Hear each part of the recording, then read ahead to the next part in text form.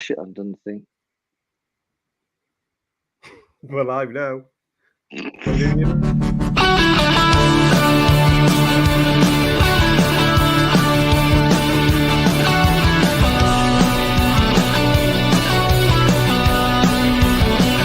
Why we both strangers? Wow. Off to a cracker. And Fucking hell. good day, mates. Off to an absolute flyer. Welcome to another episode of the Tin the Podcast, the Southern Hemisphere's number one podcast. You wouldn't believe it. For all things Newcastle United.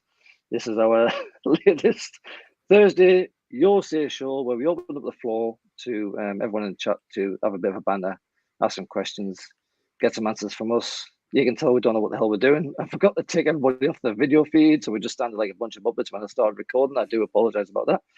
I've had a few beers. I'm a few beers in. We're going to talk about the Leeds game in a few minutes. Let's have a few welcomes from the lads. I'm joined today by the artist formerly known as Slim Craigie. Craig, how you going, mate? What the hell happened to your head? I lost a fight with a lawnmower, as you can clearly see. It was time it all came off. It was starting to get a little bit too long. And I was looking like a smack rat from North Shields, to be honest. Wasn't great, wasn't a good look. But it's all gone now. Water under the bridge. I've just now got to make a stupid bet with myself again and see what type of pressure I put myself under. Fair enough. Win the league end of the season, do you reckon? Do that one bleach your bollocks? I'll tell you what, for those that are watching, put something in the comments for what I should do if Newcastle win the league. Put it in the comments, let you know. So for everyone who doesn't know, for the Brentford game, I dyed my hair blonde because we scored 5. And it was the biggest monstrosity ever. But yeah, let us know in the comments what you think I should do if we win the league. That'll be a kind of interesting one as the evening goes on. Let's just open up a little bit and let's just say if Newcastle win anything this season, let us know what Slim Craigie should do. If we win anything at all, mate, it's going to be momentous as it is. So if anyone has any ideas about what Craig should do, because he's a frigging idiot, let us know in the comments, and we'll make sure Craig does it when Newcastle wins something this season. Maybe. Bobby, you G'day, look mate. like me. You look a bit half cut. How's your day been, bud? How's your Christmas been as well? And I thought it was meant to be a heat wave down in Melbourne. You look absolutely bolting, mate. What's going on? It's a bit nippy this tonight. I don't know where that's come from, but we're going to have about 4 or 5 days of 30 degrees, so that'll be all right. Christmas has been good, busy, seeing family all over the state, and a bit half cut today because had a bit of a celebration with a business partner, so we started early and finished just in time for the pod, so should be good. Nice one, mate. I've been on the piss all day, so this is going to be, and I've just been getting these things together at the last very second, so I do apologise if this is a complete mess. Like, I know you've come to expect these things from me, but like if it's even worse than normal, I do apologise. I've been on the beers, I've been entertaining the family. Before we get started, a quick congratulations to our boy Jack Stanley, who welcomed to the world his brand new daughter just the other day. Well done to him, well done to Katie, and all our best to the family. There's a brand new Stanley in the world. We could probably do without that, frankly. But congratulations to Katie for a splendid job getting the little bairn out there. Jack is now 2 girls deep. Well done. Congratulations and all the best for the future to our boy Jackie. Moving on. So this is going to be a Leeds preview. Last time out, of course, Newcastle beat Leicester 3-0 away down at the King Power. A pretty good performance. First half was a whole lot better than the second half. Second half was pretty much just like saying, what you got, and Leicester had nothing. Job was done by that point. And it took us to the heady heights of second in the table, just before Manchester United played our next opponent. Sorry, not Manchester United. Manchester City played our next opponent, which is Leeds. Leeds lost that game 3-1 to Man City. They gave Haaland far too much space, far too many opportunities. Eventually back 2. They lost 3-1 in the end. And that leaves the both of these teams in this current position. So Newcastle are now in 3rd. We've dropped a position. Still, I mean, Christ, look at that form. Craig, look at that form, Craig. We have won the It's last impressive. 6 in a row. You can only see, no, you can see 6 there actually. Yeah, so we've won the last 6 in a row. Best form in the league, best defense in the league. We are third, but I mean that's still pretty damn decent, isn't it? It's significantly better where any of us were expecting, that's for sure. And best form in the league. And I think if any of them have actually got the best form in the entire football league as well. When was the last time you could say that about Newcastle United? Don't we have the best performing English manager as well in the last 22 years or so? What was the stat for that? The first manager to win 20 games in a calendar year in this century or something like that, whatever the stat is. It's something similar to that anyway. I Crazy. said this century, but they're basically talking about like 22 years on it. But I mean, that's still a hell of a start, isn't it? It's we're not talking about Newcastle managers. We're talking about English managers. So, like any English manager, there's not won that many games in that many years. Aye. Fantastic stuff from Eddie Howe and his team, and the varnished sidekick who keeps mentioning whose name is now escaping, Jason Tindall. That's it. The varnished. Aye. Pinocchio by his side, varnished with a deep oak color. Lovely.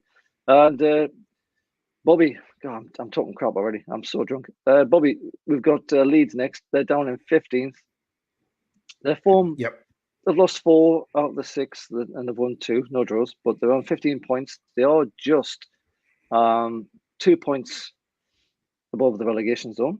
They do have a game in hand in all the teams below them, but they're not doing that great, are they? I mean, let me tell you the record for Jesse Marsh since he came in. Jesse Marsh, the American manager that they brought in at the start. Was it the start of the season? No, last season. He's played 27 matches in the Premier League. He's won 8.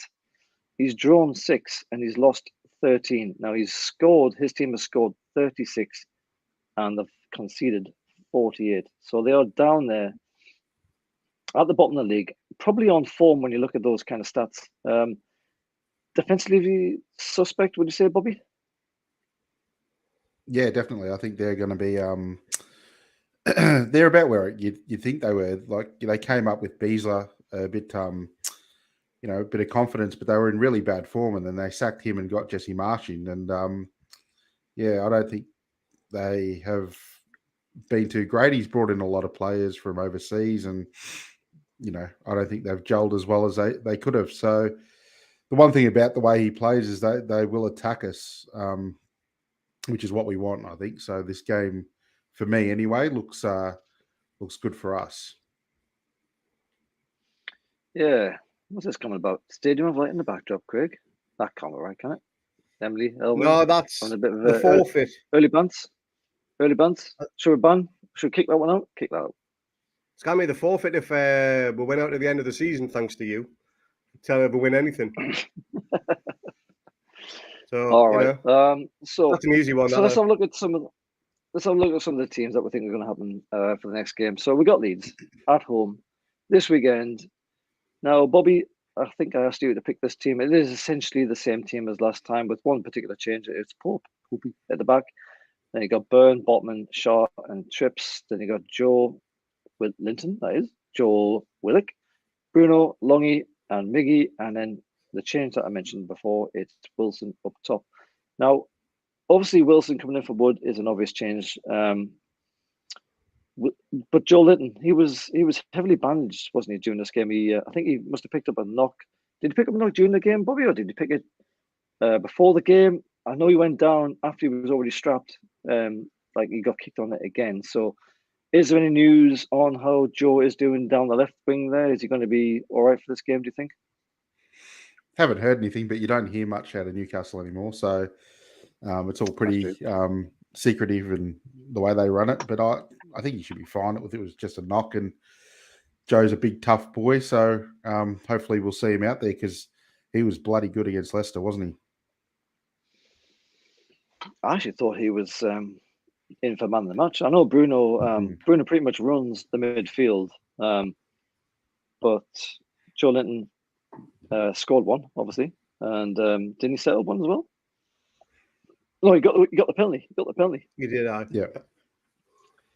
And I actually don't particularly like Joe down the left. I think he's better in the middle, or somewhere not on the wing. But I think this is just the way Eddie Howe sets up the team so he can get all these players in that he fancies, Like if you weren't going to play Joe down the wing, and our left wing, I think I've said this before in the chat. I think our left wing is pretty unbalanced. Like you've got Byrne down left, who's pretty much centre back, but he's playing left back and he's doing all right. Then you got Joe Linton, who's on the left wing, but he's been playing better in the midfield up to now. All our play tends to go down the right, doesn't it? Really, with Trips and Miggy. You saw that goal against Leicester just the other day. That fantastic chip over the top from Trips to Miggy, and he cuts inside, and Bruno lays it off with aplomb, and then Miggy takes 2 or 3 touches and slots it past the keeper. Am I the only person who thinks that left wing is looking a little bit unbalanced? Do we need to go into January? I'm sort of tailing off in a different sort of subject here, but do we think that left wing, Craig? Would you bolster somehow that left wing? I think there's a particular transfer that you have in mind that you'd probably cream over if we actually managed it. Diaby, is he a left winger? He is predominantly a left winger, but he can play on the right as well. Diaby would be the obvious choice. He is a player we were linked with in the summer. Maxi getting back to full fitness is something that we can only hope he can pick up the form before he got injured, because he was playing canny good then. But it's hard to tell with Maxi. I think it was Keegan that said you're going to get more of a 4 out of 5 out of him pretty much every 2 out of 3 games, and maybe an 8 or a 9 every other. It's if we can get him in his form, and we don't need to look at that position. But we've got a whole month of January to look at it, see where it needs to be strengthened. And also injuries could be a big factor as well. With Shelby going down injured, that could be another reason why we go into the window there. But I'm happy as it is. But, time will tell. And Eddie is a man who will make the decisions. And we'll see what happens. Probably, hopefully, early doors. We should get some movement, fingers crossed, if we do. Yeah, I remember in the chat here, Rico, he's saying, I don't reckon Wilson will be involved, unfortunately. Now, Bobby, you put Wilson in. What have you heard? Or are you just taking a gamble on the fact that Wilson just had a slight illness and you think he'll play this time around? I think we heard he had a slight illness. I thought he would have recovered by now, but Rico might have heard differently. Demi, who's usually on the ball or thinks he's on the ball, Haley, reckons he'll be, definitely thinks he's on the ball. Reckons he'll be playing. So, yeah, we'll wait and see. Oh, mate, Demi's full of shit. Let's not start quoting Demi. Dear, oh dear, oh dear. Yeah, so otherwise, basically, we're saying that's going to be the same team, right? So, like, is ASM ready to start a game? Like, do you think Leeds would be at home? Don't forget, would be a good time to bring ASM in place of Joe Linton, and then maybe put Joe Linton in place of a Willock or a Longstaff. Craig, who would you, if you're going to make that change? Would you make that change first of all? I know you're a fan of Maxi, so like, would you be looking to make that change? And who would you swap out? Would it be Willock or would it be Longy? It all depends on what position you want to put Bruno in. Against Leeds, you want to play as high up the pitch as possible, I'd imagine. So probably be Longstaff, because he has been sitting a bit deep lately. So if you're going to take Longstaff out, get Joe Linton to swap places, then get Maxi out on the wing. We all know Joe Linton, as soon as he gets anywhere near the box, he just collapses. Jigsaw Joe is a name Mark likes to coin for him. So we can have him just hover on the edge of the box or just behind Bruno that little bit deeper, and Maxi on the wing. That could cause trouble. Maxi did cause Leeds all sorts of trouble at the home game last season. He did score. He did get equalised, I believe. He's got good form against them, team that he does like to play against. And I don't think he'll start. He'll make another cameo appearance, if you want to call it that, maybe 20 minutes, half an hour, depending on how the game's going, of course.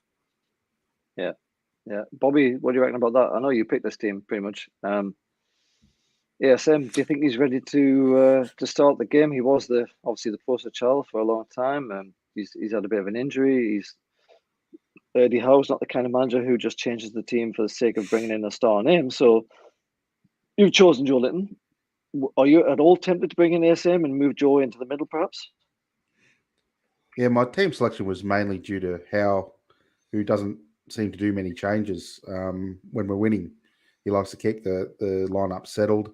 I think if we are going to bring Maxi in, this would be the game to do it at home against a team that likes to push forward, because it'll open up space in the channels that he can run at. So I don't think it's a bad game to bring him in if Joe's a bit injured and needs a rest, or the Willock or Longy need a bit of a rest, and they put Joelinton into midfield and put Maxi on. I think I wouldn't be against those changes, but I just, based on what we know about Howe, he just doesn't like to make changes when we're winning. So hence why that team. And obviously for me, if Wilson's fit, Wilson comes in for Wood every day of the week. So that's the logic. Oh, yeah. But as someone said on the chat, we don't really know what Howe's doing with selections. He keeps that very close to his chest. Now, Rico here is saying that, let me just bring that back up again. Where is it? Where's it gone? Howe didn't seem too confident about Wilson, but who knows when it comes to Howe and injuries. I think the point there is that we don't give away too much, do we?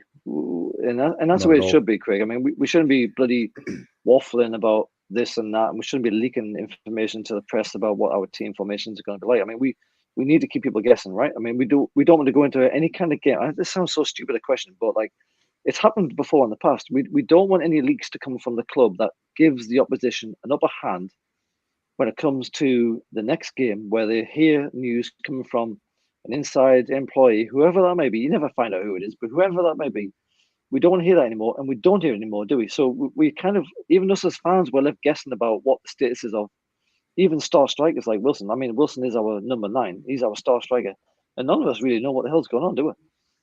Now, well, psychology is a big part of football, and if the opposition already knows players X, Y, and Z are already missing through injury, then that probably already gives them a morale boost or whatever.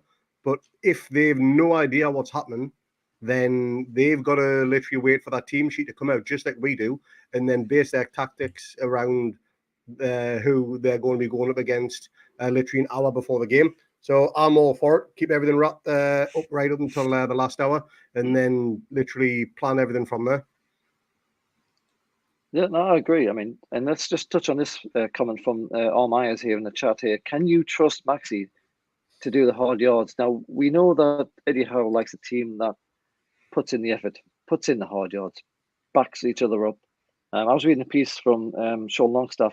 He actually posted it a few months ago, but it was about how Eddie kind of sort of just stripped down all the layers of himself, and he gave up this whole information about his life and his background, and he sort of committed himself to the club, but he kind of took away any kind of doubt about who he was and what he was about. And the players are sitting there, particularly Longstaff, and the sort of listening to this thing, thinking, Jesus Christ, I've never heard this in my entire life.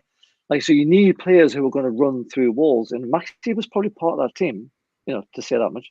And here is MTR1 here in chat saying, I think Howe will be reluctant to change a winning team. That's absolutely right. Howe does have that principle of like you earn a shirt or you lose a shirt.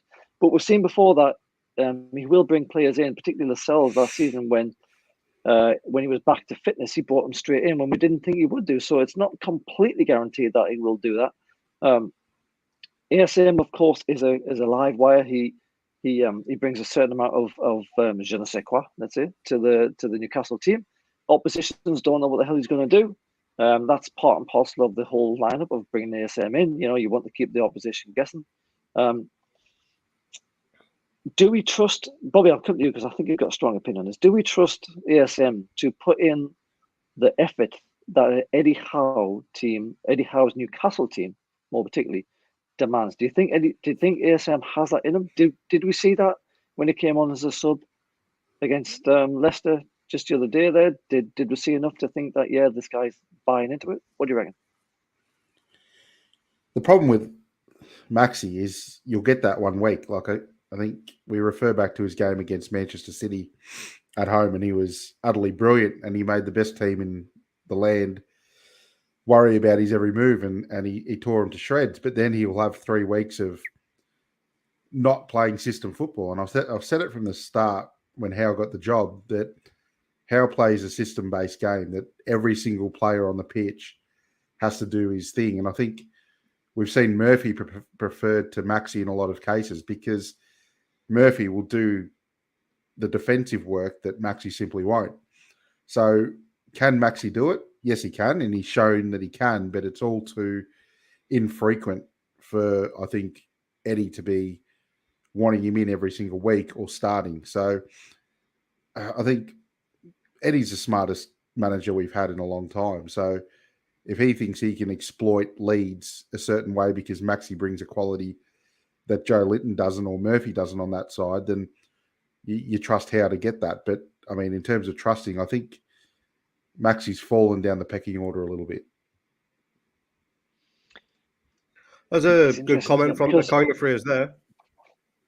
Yeah, I mean, it's interesting. Maxi has for a long time been the kind of, as I've said already, the poster child of the team, the guy who brings that sort of certain amount of magic to the club, to the side on the match day. And now we're talking about things like, well, he's not that important, he's not that interesting. Well, not that interesting, but he's not that important, he's not that reliable. As you say, Craig, a comment here from the two kind of phrase. I think they may try to expand Maxi's game to play as a lone striker at times too. Would provide more movement than Wood. Now, I think that's slightly unfair on Wood. I mean, I was kind of watching Wood against Leicester a few days ago there, and he spent a lot of time chasing down the gaps. Like, he spent a lot of time making sure that the defense was hurried. He spent a lot of time closing down angles. He wasn't static.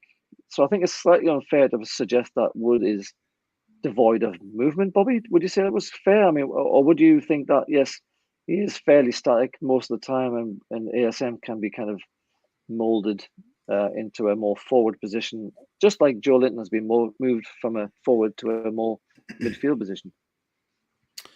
I think Wood does the defensive work of a striker well. He'll plug the gaps and he'll create space for others to run through the patterns and everything like that. I think Wood's a team player who can play that system-based football.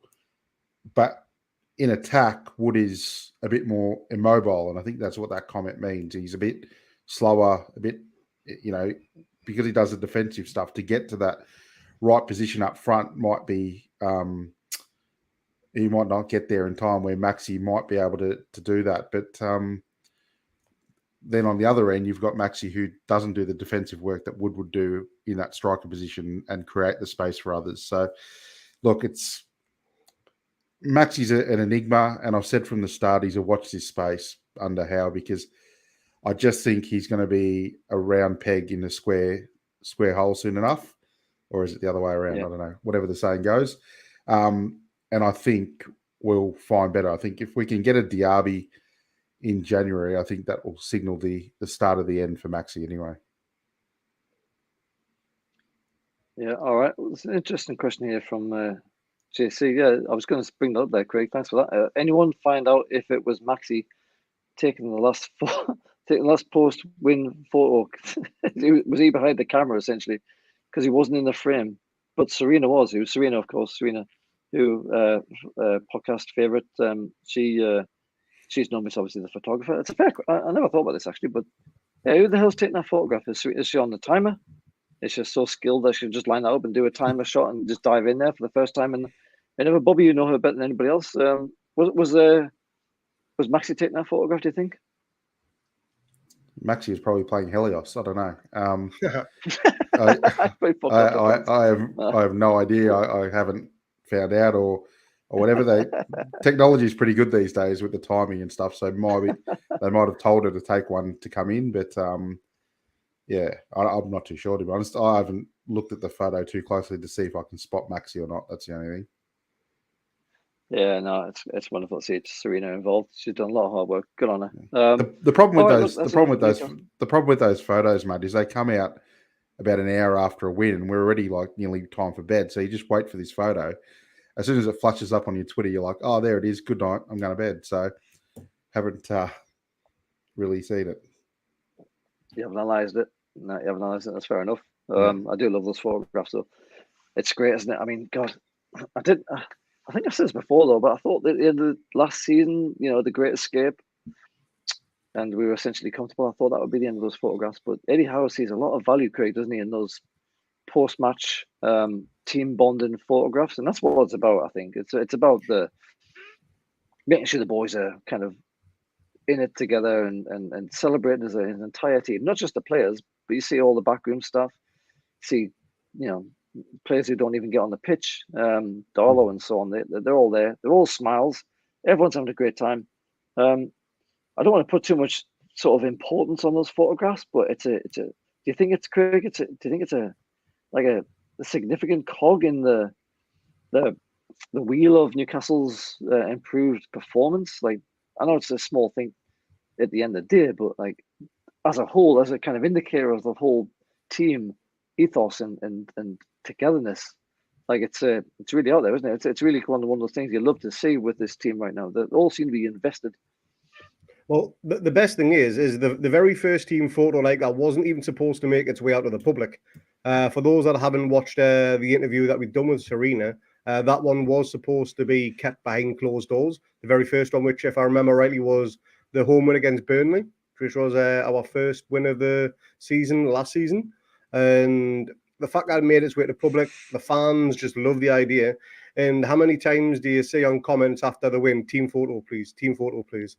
It's just every other comment on the Newcastle Twitter thread is just kind of say the team photo. And for us, just like what Bobby said, we're staying up until stupid o'clock in the morning just to see some blokes in a changing room, most of them with their kit off, just so we can see them get a photo taken. It's a bit strange, it's a bit weird, but we all absolutely love it. And best of all, it pisses other teams off and other fans off as well. So the more it infuriates them, the better it is for us. As Rico was saying there in the chats, it's funny, isn't it? You know, is there any other team that you can think of right now who is doing this kind of thing? Did he get this from Spain, Simone? Did Simone teach him how to do this kind of thing? Is this just a organic Newcastle thing that he's developed himself internally? I mean, does anybody have any insight on that? No, No, I guess it's just something that's just happened organically. Yeah. I listened to Hal on the High Performance podcast with Jake Humphries. If you haven't heard that, then you got to hear it. It's one of the best podcast interviews I've heard, and brilliant, absolutely brilliant. This sort of stuff is something he's developed over time in his 12 months off, and he didn't just look at tactics or on-field play. He looks at everything that makes teams great, and so obviously something he's seen or he liked, he's brought it in, and it's working. So why change it? No, absolutely right. I mean, God almighty, you wouldn't change that, would you? I just want to bring up a couple of comments here before we move on to the Leeds team. MTR1, Maxi apparently said in an interview that he doesn't expect to start ahead of his friends. He doesn't expect to start he doesn't expect to start ahead of his friends. God almighty, I'm pissed. And because they're all playing well, and it's a great attitude, which is absolutely right. And whatever happens from to kind of phrase, whatever happens, Maxi is such a useful player to come off the bench. It's the last thing a defence wants after our high press, especially when they're tired, I suppose. And that's kind of something that we've talked about internally, isn't it? Like, is Maxi going to become one of those super subs where you just bring him in to smash the tired opposition? Is he going to accept that role? Like, Bobby, do you think he's going to accept that role? The way he talks to me, and I know I've just said there that you know, he's just said that he doesn't mind or he doesn't expect to start ahead of his friends. But I mean, like, that's team talk. But like, do you think realistically he's going to be happy to sit there on the bench, come on for a bit part here and there everywhere? When I think he wanted to win the Ballon d'Or, didn't he? He was expecting to be the best player in the world, and you can obviously appreciate his ambition. But is he going to be the kind of person who's going to sit back and just allow that, Bobby? No, not for long. Not forever. I don't think he even thought he should make the French World Cup squad. So, look, Maxi's got an ego like most of the good players, and he's got the potential to be an unreal player. But I don't think he'd be accepting of coming off the bench for the rest of the season or so. He'd be wanting to start sooner or later. Yeah, I would tend to agree. I mean, I think he's going to be gone before we know it. I just can't. Personally, I can't see him sitting on the bench for too much longer, soaking this up. I wouldn't be surprised if he's gone this summer, quite frankly. Me too. All right. Anything else to say about the Newcastle team? I think I saw a comment earlier on that said that we need a backup to Pope. And I'm pretty sure I mentioned this in the comment today, like in our own sort of chat, that we've heard about the right back position being targeted as a priority, and we've heard about one or two other positions. I assume left back as well. But when you think about keeper, you've got Pope there. Our natural number two would, I suppose, be Darlow. We've got that temporary. There's Mark Thompson. Yeah, thanks, Malcolm. We've got that temporary ex-Liverpool keeper whose name I can never remember. Karius. What's it called, Craig? I think. Karius. I think that's pronounced. I think I've heard comments from Eddie Howe saying that he's actually quite keen to extend that particular contract, but he was in the wilderness, wasn't he? He was like unemployed, I suppose, when we picked him out, and that was on the back of Ben, what's his face, turning down the job. When it comes, this is going right off topic, just very quickly, Craig. If you're going to pick a backup keeper, who are you picking, mate? Have you got anybody in mind who you think, oh, you know what, he'd be a great number 2?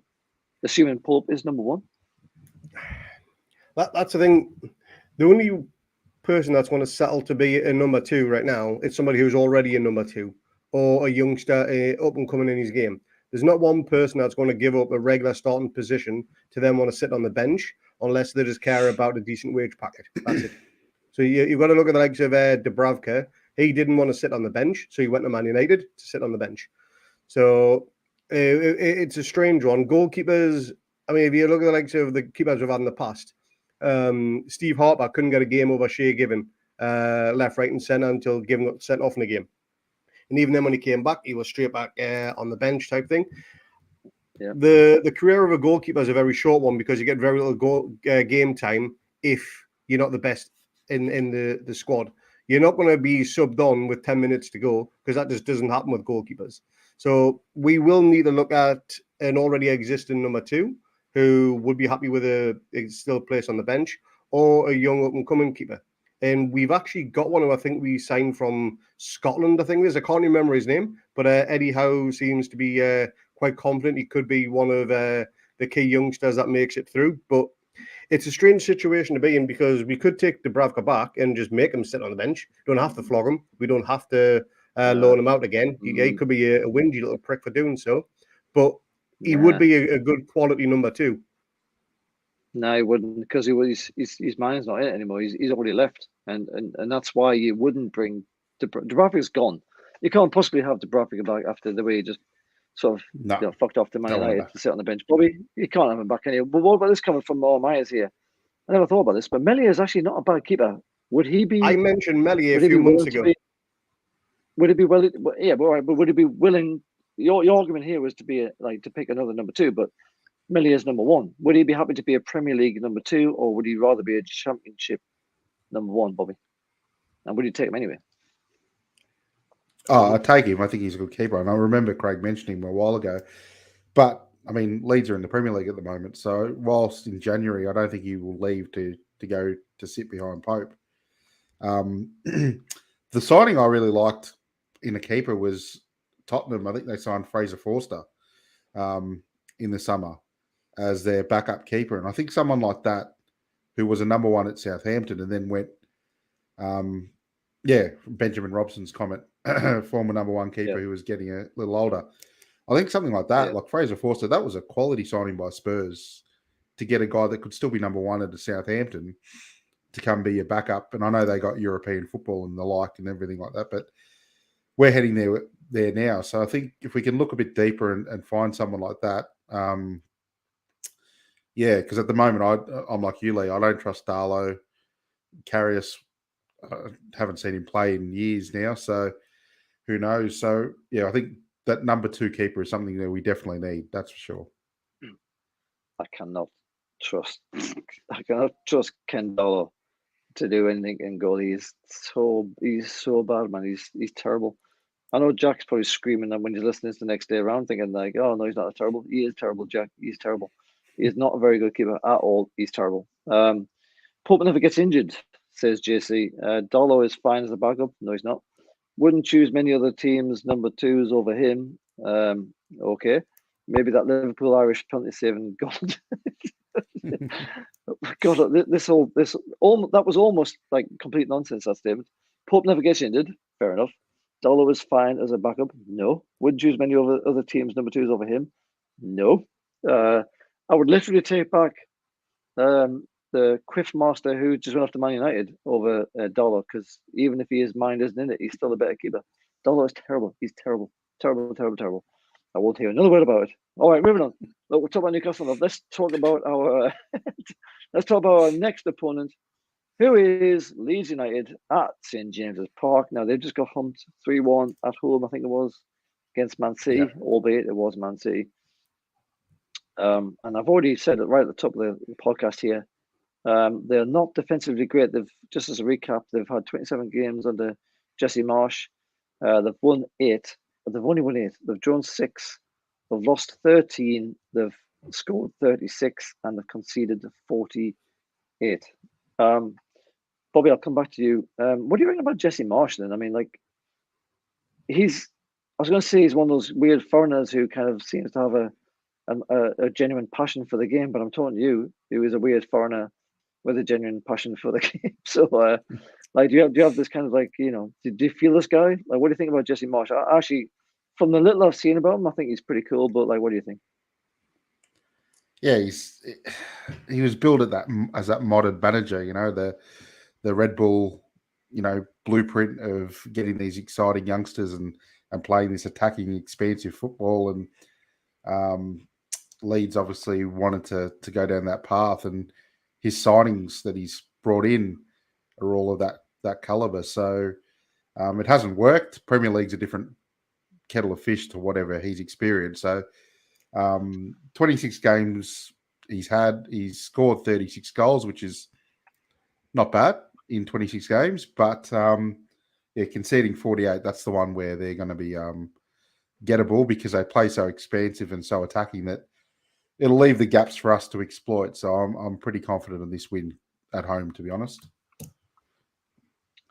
All right, we'll come up to predictions soon. I've just had a tip from Dex, our mate Dex, fan of the pod, who says my audio is coming through my AirPods, which is absolutely shocking. Let me just try and sort that out.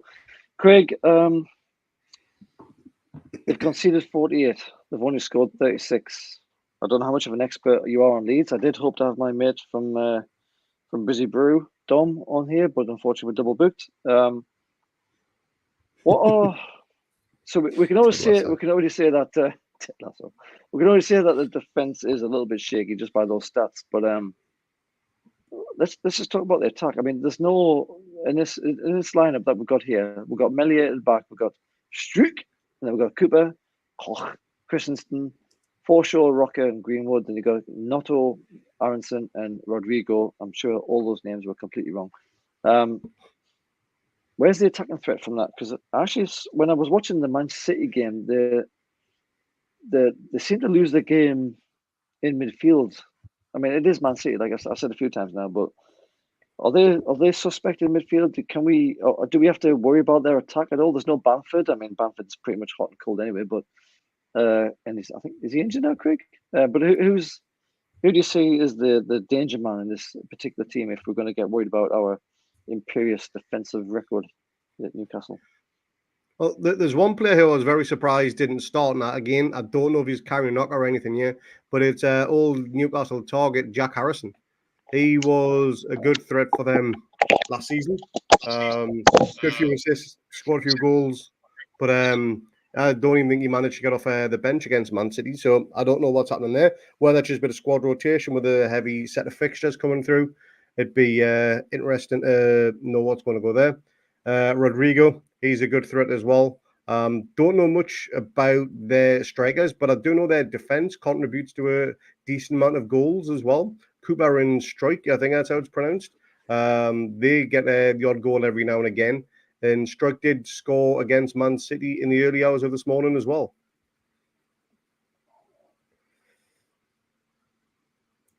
Lee, you're on mute. I was about to say I missed everything I said there because I was changing my microphone around and my headphones around and I actually ended up on mute. Let's just casually move onwards. This Leeds team, where can we damage them? Everywhere. They're not a solid unit. They've conceded on average 2 goals per game this season in the league, which isn't great. They haven't scored that many either.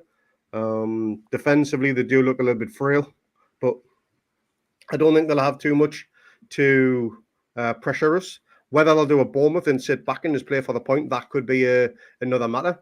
But if they come to attack, which you expect from a Leeds team, then they'll be there for the taking. They don't know how to sit back, mate. That's a problem. So yeah, it'll be foreign to them if they do that. So I think they'll try to get at us, which is good for us. We like to do that. If we score early, then this could be a cricket score, to be honest. And so, Bobby, I'll come to you then. where do you see any damage from this team, or do you think it's just basically a case of, I mean, God Almighty, it's such a change from mindset, isn't it, to be talking about how much we're going to destroy another team? I'm still not quite ready to talk about it like that. But like, are you thinking that way? Are you thinking this is just a game of how many we can score and win by, or are you still kind of? Do you feel weird about thinking about games like that? I mean, how do you see this game going? Do you think we can? I'll come to score soon, but do you think we can? Do you think you can really boss this particular game? Is our midfield in particular going to control this contest? I think our team defence will be able to hold them good. I think they will offer some problems in attack. They are quite pacey. I think we've got enough to deal with it, but they could exploit us here and there. But we've dealt with better attacks and not conceded. So it just on evidence of what we've been doing, I don't see why we should be worried about this team. Rodrigo's a good player. Aronson's quick. All these sort of things. So no, I don't. I think this should be a comfortable win. It is weird saying it. We're sort of, 6 months So strange. prior, we were, we were talking about our stats this time, but this time last season, we were at the bottom of the football league, weren't we? In every stat. So it's come around quick, but I think just on evidence of this year, we will be too strong. And I think someone said Miggy will have I think Miggy will just get past him as well and score another goal. So he'll get to double figures. Yeah, Benjamin Robson saying Miggy should run through their defence like a dose of gastro, which is a lovely mental image. Thank you for that, Benjamin.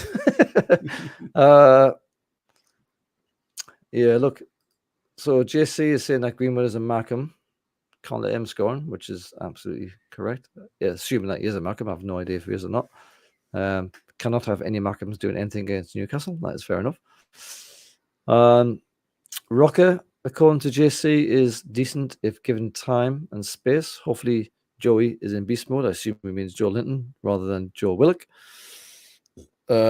Mark says win, isn't he? So, again, is it Joe Linton or is it Joe Willock? I don't know. And then JC saying hard for him to maul the midfield if he's out on the wing. Takes time for Willock to find his feet in games lately. Would like to see Maxi back on the left for this one, which we touched upon earlier.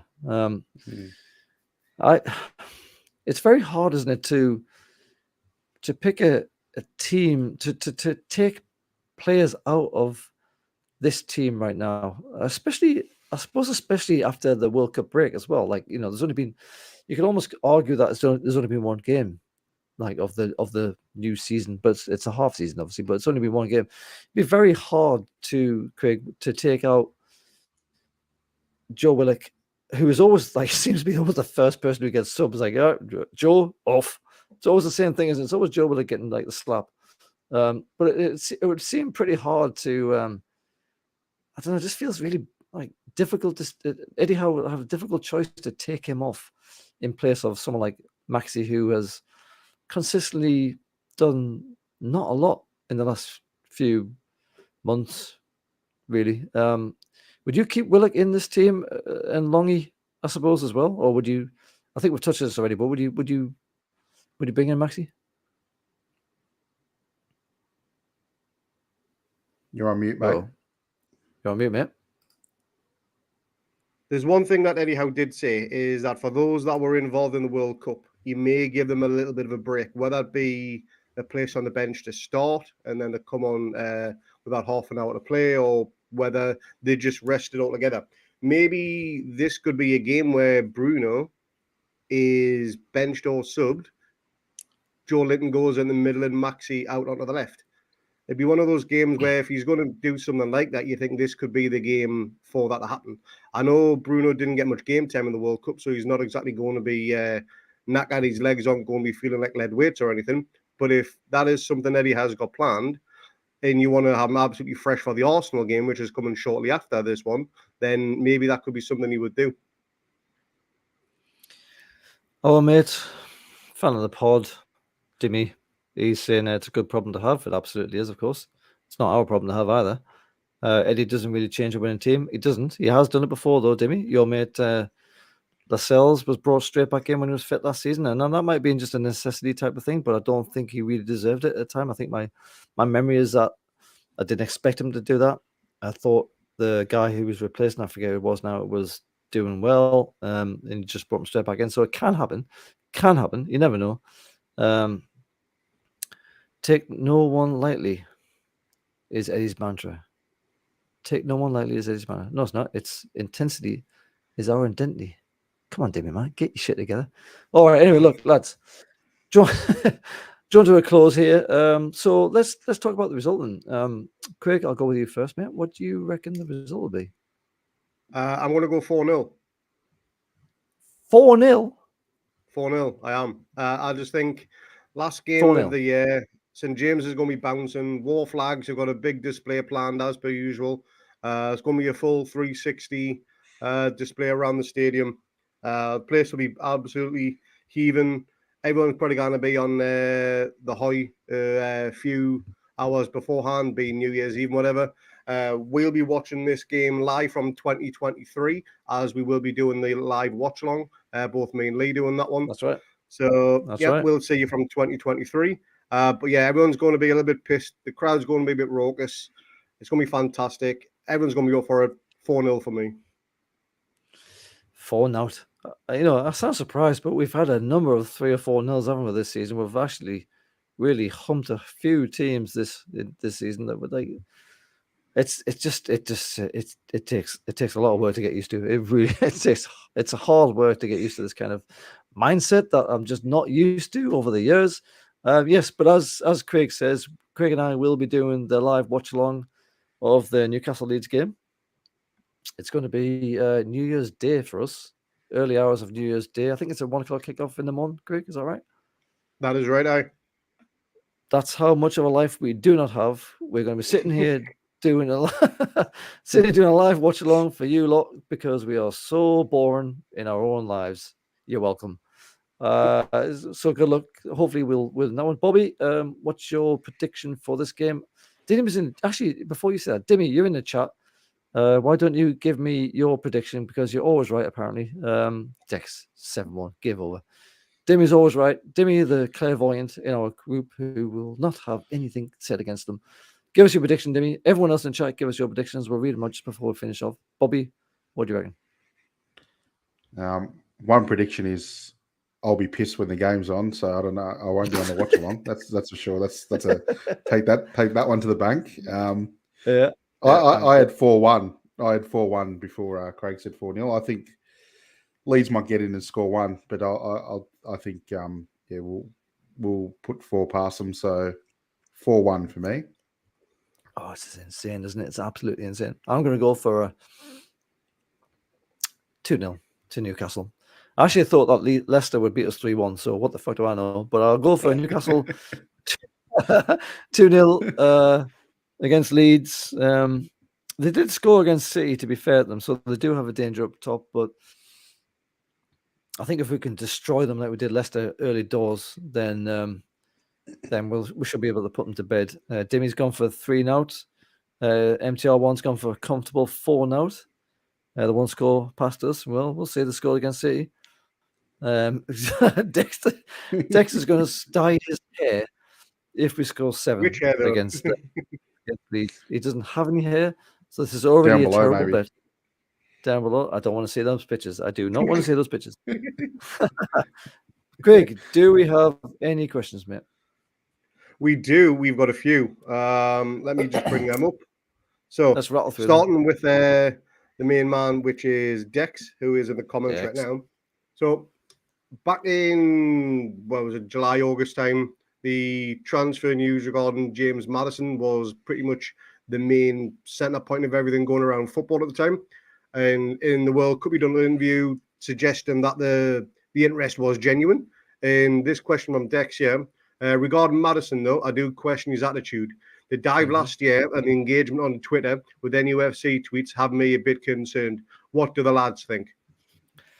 Well, I don't remember the engagement on Twitter, but I do remember in the summer, not summer, but in the World Cup where he was being quite coy about the questions that were put to him about Wilson and so on, talking to him about a potential move to Newcastle. He basically admitted that he had been asked the question. Of course, in a world of hearsay and conjecture, that's almost paramount to an admission that he's interested in the idea, but of course it isn't. I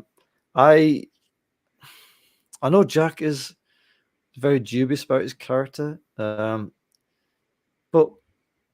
I do think that I think there's just a part of me that tells me that if his quality, and we know he's got great quality, so if he can bring his quality, but also buy into the new mentality that Eddie Howe's got to the Newcastle team, and I think that is the key part. If he buys into it, if he gets involved in the team photographs, if he's playing out of his skin like all the players are right now, he would be, and I don't think anyone can argue, I think he'd be a huge, huge asset to this team. And I think we need a player like him as well. We need someone in place of Shelby, who is apparently now made of glass. We need someone who can spread the ball wing to wing. We need to switch the play, see that view. We need someone who can sit back a little bit, maybe. We need someone who can go on the wing. He can do all those sort of things. He is a quality player. The personality side of it is a question mark. And I'm if Eddie Howe, I think Bobby's going to say this, and I'll come to you next, Bobby. If Eddie Howe thinks that he can deal with this guy, and if Eddie Howe thinks that his character can be molded into the Newcastle way, let's call it, then I am all in. Bobby, what do you reckon? Yeah, you read my mind.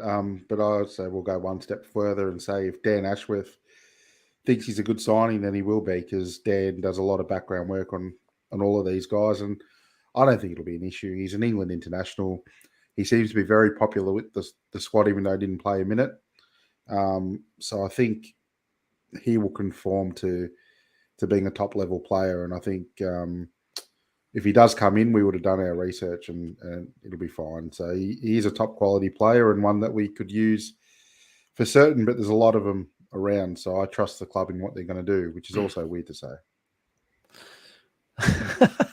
It is, isn't it? But not so much lately. JC saying that he's too expensive for a guy who is quite injury prone, and that size of the fee could be spent much better outside of England. And of course, there is always a question about the England tax that you get slapped on top of anybody who plays in the national leagues and is from England. Is that a concern? His injury record, Craig? Do you think is he? I must admit, I don't know enough about him to know if his injury record is that bad. Do you know? I don't actually, to be honest. He kind of lets his football do the talking, and we know his goals and assist record is up there with the best in the league. He didn't miss a few games in the World Cup. He didn't actually play a single minute of it, I think. He's carrying a knee injury right now, which I think was again in the Wolves game. I may be wrong on that one, where he was taken off because of the injury. Don't know much about any previous injury history or anything like that as well, unfortunately. But, you know, again, like I mentioned before, if Eddie has done his due diligence, which you'd imagine he would do, another long-term target in the same way that Botman was, then we'll be all over him. And I've no doubt he'll take to the squad like a duck to water, you know. I actually think it'd be a bit of a marquee signing myself. He's a I know he's got his call up to England, but I think just the idea of Maddison coming to a team like Newcastle, I think is one of those kind of things that makes other teams sit up and think, oh no, you know, he's moved from Leicester, who were until recently not that bad, and he's gone to Newcastle, who were recently complete shit and now are absolutely flying. I think it just sends a signal as much as anything else. We'll have to see what happens. Demi here is saying that apparently there's a clause for Caicedo at 45 million quid, I assume, for the top four clubs. And since we are third, of course, this could be an absolute steal for us. He's hoping that Dan Ashworth's relationship is good with the Seagulls. Of course, he just came from the Seagulls, so you'd assume that either they like him or they absolutely fucking hate him. You know which way that's going to go. Aaron's asking if that's true. Would you take him, Bobby?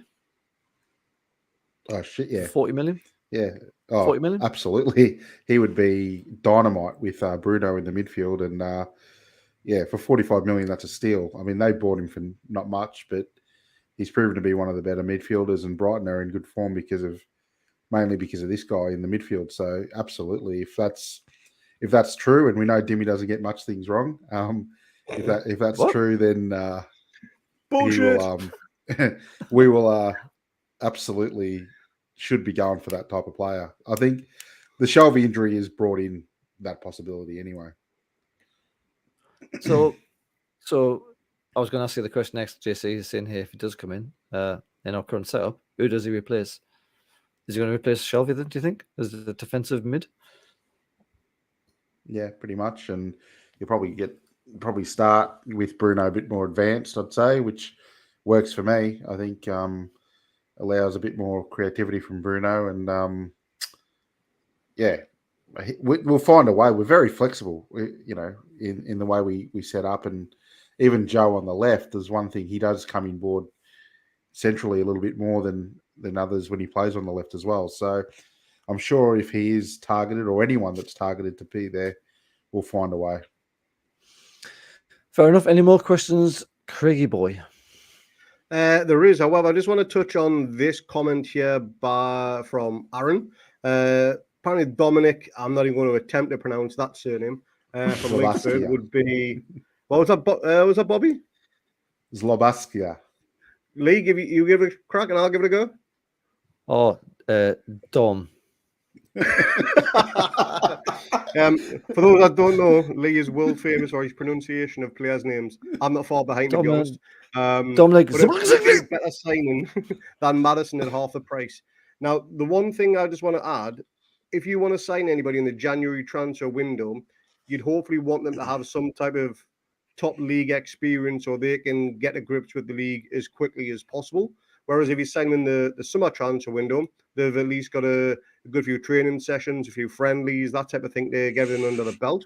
Signing a foreign player from a team or a league that is a lesser league, let's say. I know sometimes you can get the absolute diamonds like Bruno was, but would you rather go for Premier League quality in January or go for somebody who may take a few weeks, games or whatever to get into his stride?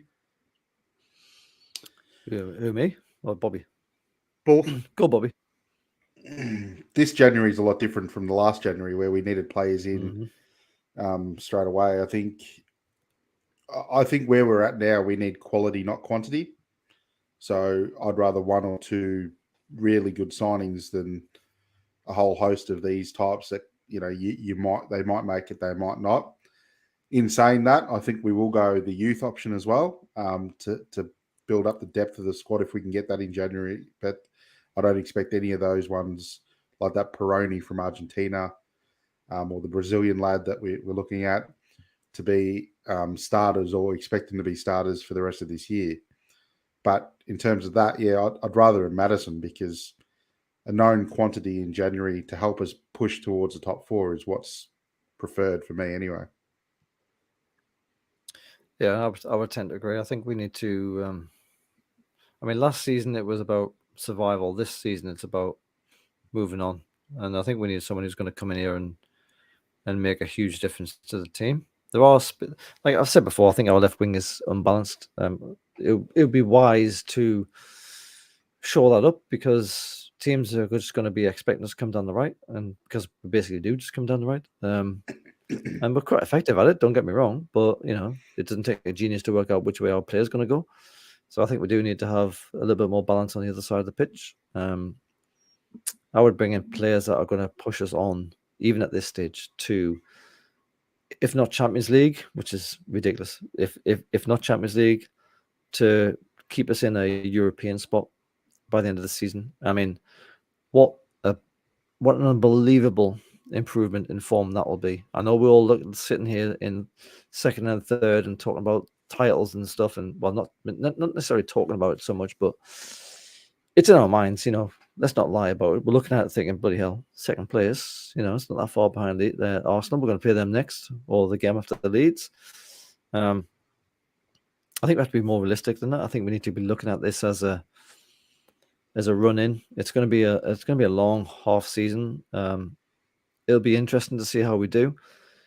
Squad depth is almost certainly going to come into play at some point, especially if we go far in the cups. we're in the quarters of the League Cup, which, you know, we've only played 2 games in the quarters, but, you know, we're playing Leicester next. You'd think we'd be all right against that. Nothing guaranteed. And then you're in the semis and you're going to go up against Liverpool's or your Cities or Man United's and Chelsea's and so on. And you need players in January to get you through those games if you want to have a chance of winning. So I think this season, I'm with Bobby. We need to get players in now who are quality. They'll be expensive because it's January, but it's worth paying the money to get us to where we want to be at the end of the season. All right, Craig, next question. Next question. So let's get rid of that one. So this one is from Twitter, and it is from NUFC fan 1892. Seems to be a regular of the show. With Shelvey now out for a number of games, and this actually ties in with what we've just been talking about, will you bring in a midfielder in January, or are you happy with the numbers we've got? Bobby, I'll go to you first on that one. No, we need to replace him. I think he's. I think for us, we just touched on it. We're in a position now where we're third. We were second before last night's game or this morning's game. I can't remember. So, you know, we're in a position now in January where if we're really smart about what we do, you know, we can keep that top 4 position. And I think Shelvey, we can't rely on him for the rest of the year. He's had a pretty poor season injury-wise. He's done. So I would definitely get someone in of high quality. And, you know, that Dominic fella from the Bundesliga he is a quality talent, but and I wouldn't be against bringing him in. But for me, it's just about getting these signings right in January, and if it'll only be 1 or 2 at the most, I reckon. So I definitely think Shelvey needs replacing. You look at Liverpool now; they've signed Gakpo. Chelsea are signing everyone under the sun. So we need to replace these players like Shelvey. No, I agree. We have to. You can't rely on Shelvey anymore. He's cooked. I'd be surprised if we see him play again. I mean, it might be the end of the season. He might get like a little cameo role in the cups or something like that. But he's obviously breaking down now. He's old. He's slow. He's been a wonderful servant for the club. Don't get me wrong. I'm not trying to slag him off or anything. He's been a brilliant player. But we need the next Shelvey. Essentially, we need a new Shelvey to be in that kind of linchpin position where he can spread the balls. Not necessarily the Hollywood balls, which Shelvey's a big fan of. We don't need to do the Hollywood balls every single time, Shelvey. But someone who can pick out a pass from corner to corner. That's what we need, I think. Yeah. Next one, Craig. This one's just coming off the live chat from Malk, who's one of our members. Does Isaac walk back into the starting 11 when fully fit? Does Big Dog walk back into the starting 11 when he's fit? Well, I mean, it's a good question. You've got very good question. It's very difficult, isn't it? Because if you can't play him up front if Wilson's fit, because Wilson's the natural number 9, you can't really play him down the right because Miggy's doing so well. Can you play him down the left? Is he going to play down the left in place of Joe Linton? And if that's the case, where does Joe Linton play? Bobby, you probably know better than me. Can Isaac play down the left? Can he push Joe in the middle and then maybe take out a Longy or a Willock? I think he can. I think he has played on the left. He can play anywhere in the front 3. Question is balance, and does he? I don't know if he can do what Joe does on the left, the defensive work, and whether that's why Joe's on the left because of Dan Burns' lack of mobility, I suppose, for a left back, and whether the balance of the team gets disrupted. But he can definitely play on the left, and I mean, he was in some cracking form before his injury as well. So, I don't know. I don't know the answer to that question, to be honest. I'm a bit stumped. I think we'll filter him into the side once he gets fit, but he's got the ability to be the starting striker, I think. I mean, what a problem to have, Craig. What's your opinions on this? You got your record signing there sitting on the sidelines. Do you bring him straight back in? I think you'll have to be eased in, even when fully fit. You can't just give him maybe a full 90 minutes or anything like that. A few cameo appearances to begin with, maybe put him in the cups depending on who we're playing, that type of thing. But Wilson, we know, is not going to stay fit for the remainder of the season. That's just impossible. So he's then going to jump above Wood, who's currently in the number 2 spot right now. Wood goes back down to 3rd. And I don't know.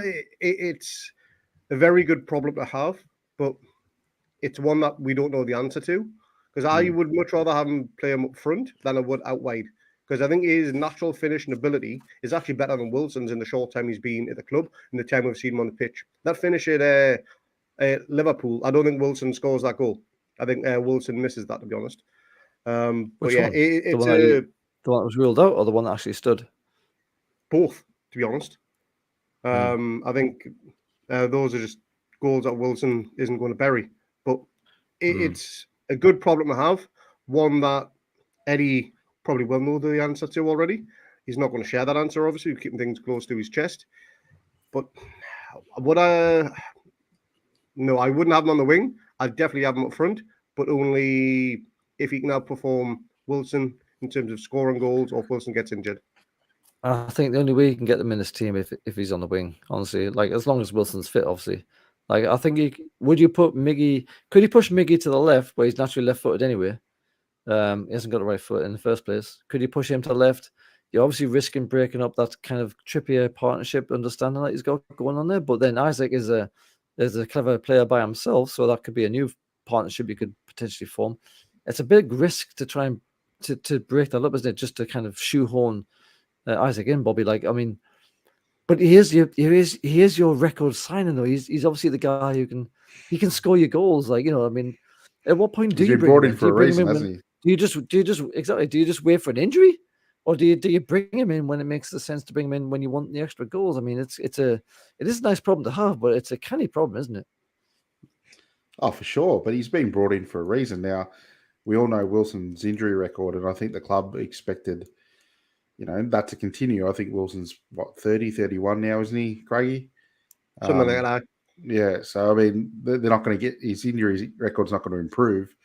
So they brought in Isaac to be that long-term replacement number 9, and he's a very, very good player. So I think he'll be filtered in, but I think he's every chance to replace Wilson as our starting striker. Long-term, absolutely.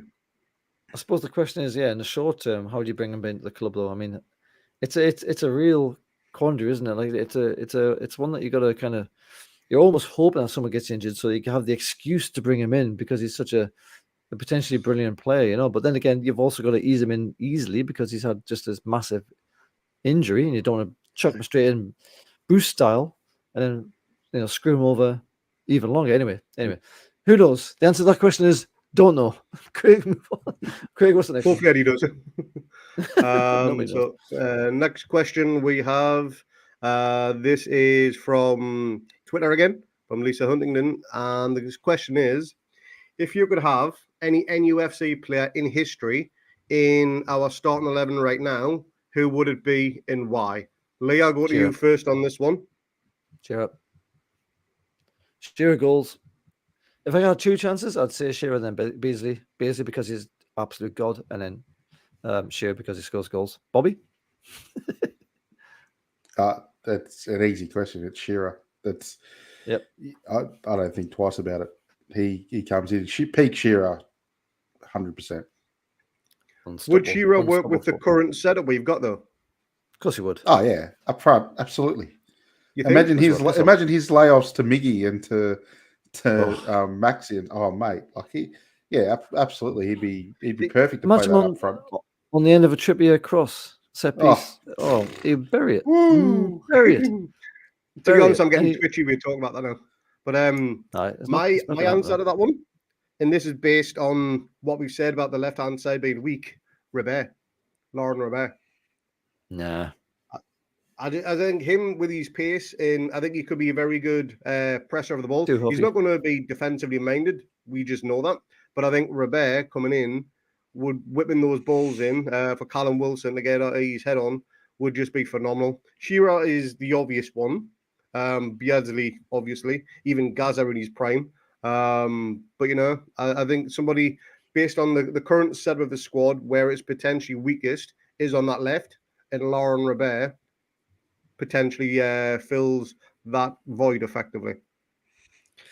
I know Nah, what you're saying, but then wrong. in a house system, I don't know if Robert, he sort of presents similar problems to ASM. Like, there's a lot more French. question marks in that way. But he He's got offers shit so under- much more than ASM ever did, didn't he? Yeah, I agree. But in terms of system play that Eddie Howe likes to play, I don't know. And plus, Robert's got shit underwear. Jesus Christ. Shit stains I up the think back. Yeah. I'm not turning down Shearer if he was presented for me. Well, yeah, you just don't do. But I thought, think outside the box. Dex in with a killer strike here. Come on, Dex, man. I'm not sure Eddie Howe would have put up with Shearer. He was a bit toxic for what I've heard. No, mate. Nah. Not having Nope. it. Nope. No more of that, Dex. No more of that. All right. Any more questions before we wrap this one up? I agree with Jay. Solano was a gem, one of the most underrated players of all time, and I loved him. But that right hand side is pretty covered. I think we had an exercise on Twitter, didn't we, with naming our best teams from three different eras. We had a long chat about that in the chat group. Yeah, we had a long chat in the chat group about it. What was your perfect 11? It was from the eras of Kevin Keegan, Bobby Robson, and then the Eddie Howe team right now. Just completely forgetting about Alan Pardew. And yeah, we went. I think my opinion was it was the Eddie Howe defense. It was the Bobby Robson midfield, although I'm flexible on that one. And it was the Keegan attack. That was my kind of answer to that one, like kind of a mashup, because there was no one clear answer to any of those things. What you got, Craig? Nah. I'm going to throw a span on the works to a comment that's just come in from Aaron. Ginola would be mint at the moment, sort that left side out. Now, is it just me, or do people just love to live on the nostalgia of how good people think Ginola actually was? I mean, he was good, but he wasn't better than Robert. Robert was easily the better of the two. But people still seem to think Ginola, again, whether it's purely based on nostalgia or whether it is just fan favorite type thing, I don't think Ginola was particularly that great of a player. He certainly didn't score a lot of goals and he didn't get a lot of assists. I remember when we done our all-time Premier League 11 and we had the stats on there, and his stats were actually quite poor for an attacking midfielder, especially compared to Robert as well. I don't know what your opinion is on Ginola, whether it is just wisty-eyed nostalgia or he was the player everybody thinks he was. I mean, it's all nostalgia. Yeah. This whole thing's nostalgia. Yeah. I mean, you can't just rule one out and just nostalgia, not the rest of them. But sorry, Bobby. But no, you're right. Ginola, just like Ferdinand, all fucked out in Gaza, even fucked off to Spurs before they should have. That was more a process of Newcastle than anything else. Wanting the money. He was a great player. He was. Robert was a great player, but Robert was huffy. Ginola was probably huffy. I can't quite remember, but I know Robert was. And Robert was very much an up and down kind of player. Nobby on the other side of the pitch was consistent through and through, and very much a Newcastle man. But come back to the Frenchies. You know what? Just take your pick. At the end of the day, doesn't matter. It's all kind of speculation. It's all kind of.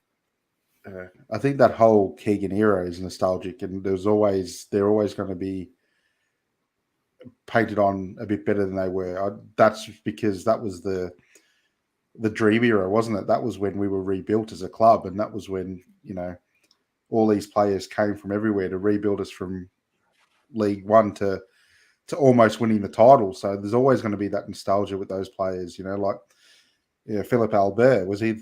He doesn't get mentioned in the best centre backs in these talks, but he'll always have a special nostalgic place in our hearts. Man United.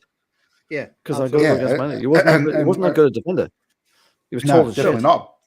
But you don't hear that, do you? Because of you don't, because you think about Man United chip. Exactly right. I mean, so we're always going to have that. As Ginola, for me, was the first time I experienced that. Just total Hollywood style player that came to Newcastle, and it was like took it by storm. But yeah, when you look at the stats and you delve a bit deeper, no, he wasn't probably in the same conversation as Robert, but that nostalgia from that Keegan era will always have me. That's when I fell in love with the club. So they always get looked at a little bit better than what they were. Absolutely. All right. Well, look, let's draw this to a close. That's the end of the first Your Say. What do we call it again? Thursday Your Say? That's it. Thursday Your Say show from the Channel Podcast. Only done it twice. Already forgotten the name. Bloody hell. It's been a long day for me. I do apologize for my terrible, terrible presentation. Thanks to everybody in the comments section. We do appreciate all the comments and suggestions and your questions and so on and so forth. Please do keep joining in with us for our next Thursday show, which will be next Thursday. Come on the tune army against Leeds over the next few days. We have the potential of going up to second again, of course. Fingers crossed we can do it. If you do like what we do, God knows why, please join us as a member on the YouTube channel. There's a link there on the front of the YouTube page. Click on that, sign up. It's like $150 Australian per month. Absolute peanuts, and it does help us keep doing the show. So that'll do for us. Thank you to the no longer known as Slim Shady, Craig, and to freezing cold Bobby in freezing cold, not a city, Ballarat. And we will see you. We will see you all. We will, and that's right. Yes, of course. Please join us for the next watch along. We're going to do that Leeds against Newcastle game that we've just been talking about at length today. I almost forgot to say it. We are doing a watch along. Craig and I do promise to be slightly better than I have been today, but I can't promise I'll be that much better than I've been today. It has been terrible. I do apologize about it, but I will try and do better for the next one. We will, if you do join us, we'll be going live at what time do we normally go live at, Craig? Is it probably half like an hour before kickoff? Half an hour before kickoff. So that'll be 12:30 Australian time. God knows what, 2:30 British time. If you can join us, please do on our YouTube channel. There'll be a link on there soon enough. And be sure to share your comments and questions and so on as we go through that game. And fingers crossed, the Mighty Mags will move up to number 2. Thank you, Craig. Thank you, Freezing Cold Bobby and Not a City Ballarat. And we will see you all next time. Cheers, guys.